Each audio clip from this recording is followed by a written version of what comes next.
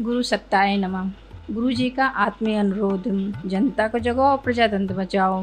गुरु जी कहते हैं कि हमारे देश को स्वतंत्र हुए कई वर्ष से अधिक हो गए हैं। इस स्वतंत्रता के लिए लाखों ने जान हथेली पर रख कर अपनी आहुति दी।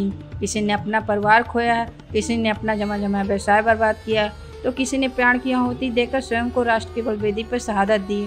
इतनी बड़ी कीमत चुकाने के बाद जब हम देखते हैं कि परिस्थिति कुछ और ही है, तो लगता है कि एक और क्रांति की आवश्यकता है, जिसमें हमें उस आधार पर मजबूत होना पड़ेगा जिस पर यह लोकतंत्र आधारित है। यह हमारा सौभाग्य है कि हमारे देश में प्रजातंत्र है। इसमें खास बात यह है कि हम स्वयं अपने विवेक से अपना प्रतिनिधि चुन सकते हैं, जो हमारा मूलभूत अधिकारों की रक्षा करेगा, जो हमारे राष्ट्र को उन्नति की ओर ले जाएगा।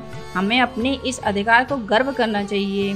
इसके विपरीत यदि हमने अपने प्रतिनिधि चुनाव में ईमानदारी न बरती, उसे इसलिए वोट दिया तो हमारी जाति का है, हमारे जिले का है, तो कहना पड़ेगा कि हमने स्वयं अपने पैरों पर कुल्हाड़ी मारी है और इसके परिणाम के साथ साथ सबको भुगतना पड़ेगा। इस अन्य मतदाता भी हमारे जैसे हो जाएंगे तो मानना पड़ेगा सबने मिलकर मजबूती से प्रजातंत्र को विफल करने में भरपूर प्रयास किया है। प्रजातंत्र की सफलता जिम्मेदारी मतदाताओं पर निर्भर है।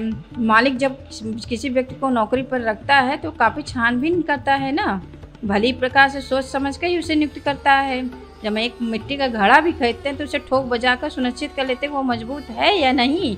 फिर इतने बड़े देश की और प्रांत की जिम्मेदारी हम किसी को कैसे सौंप सकते हैं। इसमें अरबों खरबों की संपत्ति, साथ संभाल, देखभाल की जिम्मेदारी होती है। फिर ऐसे प्रतिनिधि को और कैसे दे देंगे। उसकी योग्यता और ईमानदारी को कसौटी पर क्यों नहीं कसते हैं। यह पद इतना छोटा थोड़ी ना है कि किसी को इतनी बड़ी जिम्मेदारी दे दी जाए।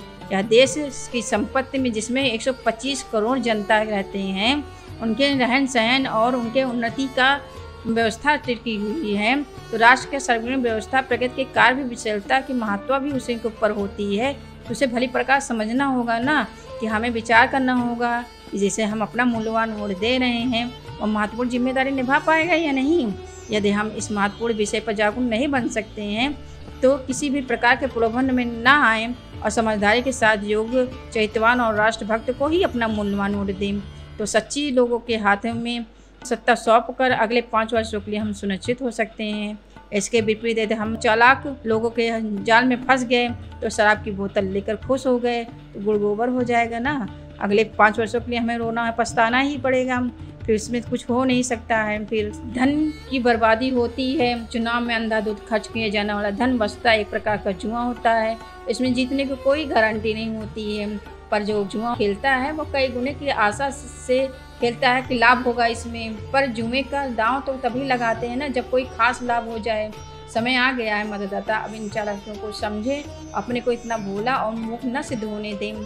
जनतंत्र में संभावना रहती है कि जनता चाहे तो अच्छा शासन लाया जा सकता है। उसके माध्यम से अपने व्यक्तित्व का निर्माण करें, अच्छी व्यक्तित्व को बनाएं और समाज को बनाएं और समाज की सुख शांति को सुरक्षित और समन्वित करें और सब लोग मिलकर एक अच्छे समाज का निर्माण करें। जय गुरुदेव।